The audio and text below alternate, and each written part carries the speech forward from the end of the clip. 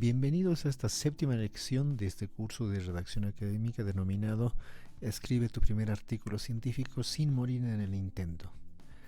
Otro de los elementos que más nos interesa cuando escribimos un artículo científico es la oración.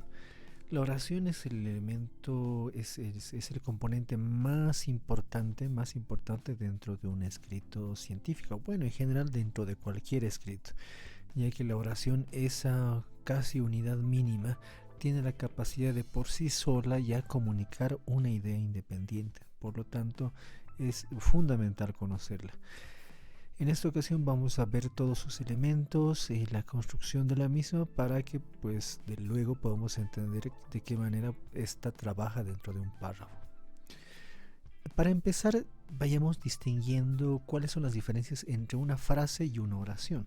Una frase es un conjunto de palabras, pero que tiene dos falencias. Uno, no tiene un verbo, y al no tener un verbo, en segundo lugar, no expresa una idea totalmente completa. Es decir, sí expresa una idea, pero es una idea a medias, a diferencia de una oración que sí tiene sujeto, verbo y predicado, que tiene esos tres elementos y sí tiene la capacidad de expresar una idea completa y entendible. Veamos algunos ejemplos de frases. Muy pocas veces, encima de la mesa, bajo la lluvia. Como podemos ver, estas expresan ideas, pero no son completas, nos dejan como que un sabor a medias todavía. Una oración, en cambio, sí expresa una idea completa. Por ejemplo, Luis, mi vecino, corre todas las mañanas en el parque. Aquí podemos ver tres de sus componentes. El sujeto es Luis, mi vecino, el verbo es corre y predicado todas las mañanas en el parque. ¿Qué es el sujeto? El sujeto es aquello de lo que se dice la acción. ¿Quién corre todas las mañanas? Pues quien corre todas las mañanas es Luis, mi vecino. Y aquí podemos identificar también algunas cosas más. Hablamos de un sujeto simple. Un sujeto simple es cuando dentro de ese sujeto hay únicamente un sustantivo. Por otro lado, existen también los sujetos compuestos que estén conformados ya por dos sustantivos. Miremos aquí el ejemplo, los profesores y los alumnos. Ahí tenemos dos sustantivos, aquí solamente tenemos un sustantivo, por eso es que este es un sujeto compuesto. Encontramos también el sujeto expreso o tácito. Es cuando literalmente dentro de la oración podemos identificar, incluso subrayar, ver ahí están el sujeto. Aquí, por ejemplo, dice Elena y Roberto no pueden venir hoy. Es tan explícito pues que incluso podemos subrayarlo, están aquí, podemos verlo. Al contrario, el sujeto indefinido es cuando no se dice quién es el sujeto, no sabemos de quién se trata, o porque se trata de un verbo impersonal, por lo tanto no lo podemos ver ahí directamente, pero sí podemos identificar el sujeto a través del contexto que nos da la oración. Hablemos ahora del predicado. El predicado es todo lo que se dice del sujeto. ¿Qué es lo que estará haciendo Luis? Pues Luis corre todas las mañanas. Cuando hablamos de predicado, pueden existir también los predicados compuestos y los predicados simples. Los predicados compuestos son aquellos que tienen dos o más verbos, que a pesar de tener dos o más verbos, continúan girando en relación a una sola idea, o sea, conservan la singularidad de la idea. Por ejemplo, se opusieron a la huelga y asistieron a clase.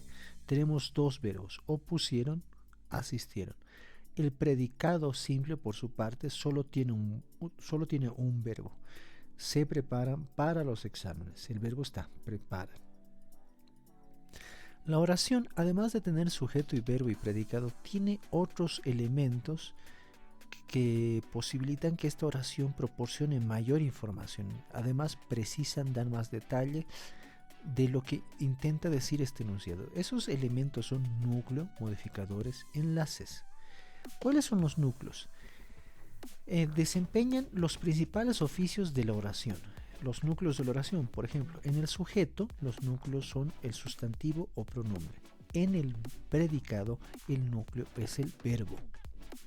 También tenemos otro componente importante, los modificadores. Los modificadores de la oración cumplen una función complementaria, la cual se encuentra subordinada a la función nuclear. Veamos qué tipo de modificadores tenemos: el adjetivo, el artículo, la aposición, el complemento nominal. Para entender esto de manera más clara, veamos algunos ejemplos.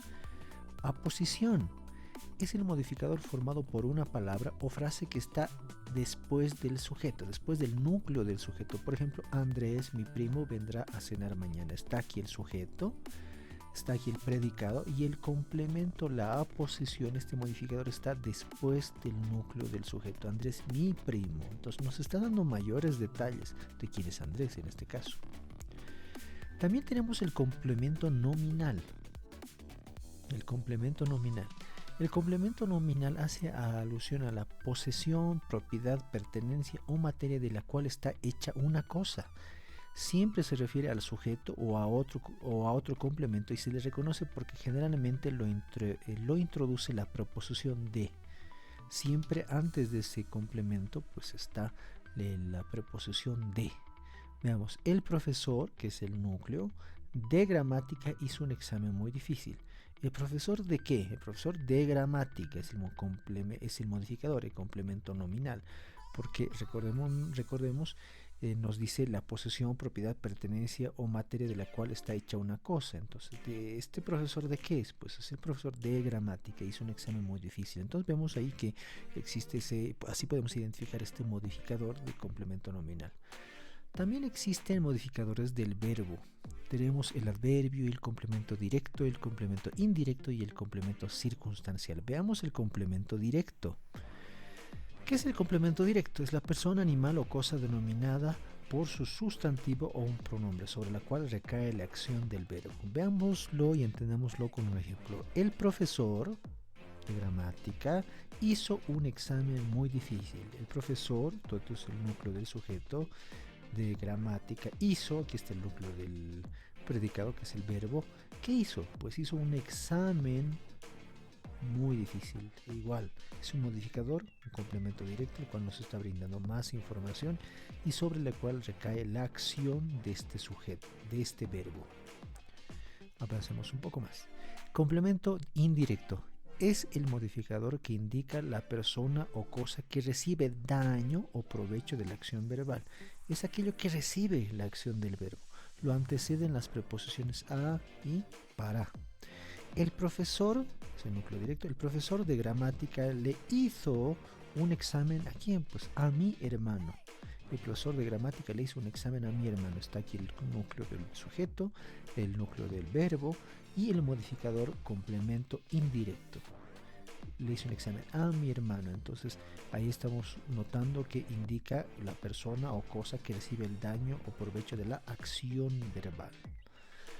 Veamos un poco más. El complemento circunstancial es el modificador que indica la circunstancia de lugar, de tiempo, es decir, en qué lugar y en qué tiempo y de qué manera o cualquier otra señalada por los demás complementos en la que se realiza la acción del verbo. Este complemento admite cualquier preposición. Veamos este ejemplo. El profesor de gramática hizo un examen, ¿dónde? En el salón A.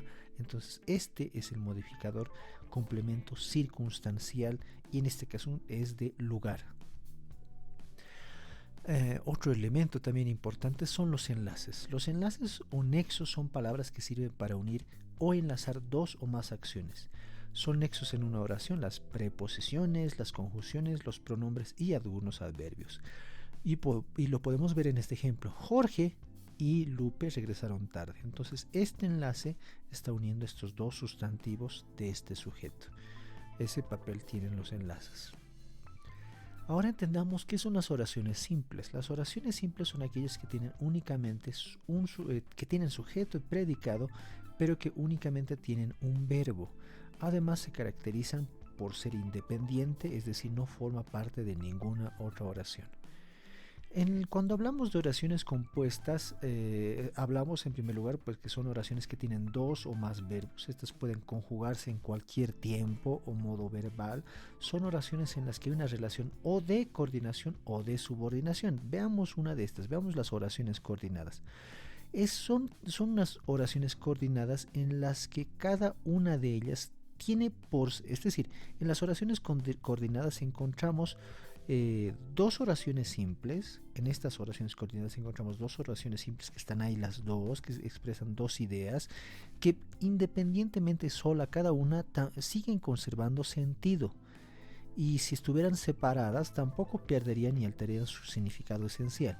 Por ejemplo, me gusta la ópera, aunque yo no tengo tiempo para estudiarla. Esta oración tiene dos verbos, pero encierra dos ideas. Ve, si puedes ver, me gusta la ópera es la primera idea. Yo no tengo tiempo para estudiarla es la otra idea. Y son oraciones subordinadas porque, reitero, ambas son oraciones coordinadas porque ambas pueden existir sin directamente depender de la otra, ¿no? Entonces, vemos que esta es una oración compuesta coordinada. Lo otro sucede con las oraciones subordinadas. Lo que pasa es que el significado de una depende de la oración principal. La oración que está subordinada a la oración principal no puede tener sentido sin la oración principal. Veamos el ejemplo. Marta y Raquel entrenan tenis para competir en el extranjero. Marta y Raquel entrenan tenis. Es una primera idea, por así decirlo, una primera oración. Para competir en el extranjero. Pero si yo solamente digo competir en el extranjero, hay una idea suelta, hay algo que no se está entendiendo porque necesito a esta que es la oración principal. Esta es la oración subordinada. Entonces sí hay una relación muy fuerte de codependencia a diferencia de las oraciones coordinadas que en algún momento incluso pueden expresarse solas. Muy bien, entonces yo quisiera que hasta aquí te quedes con esta idea.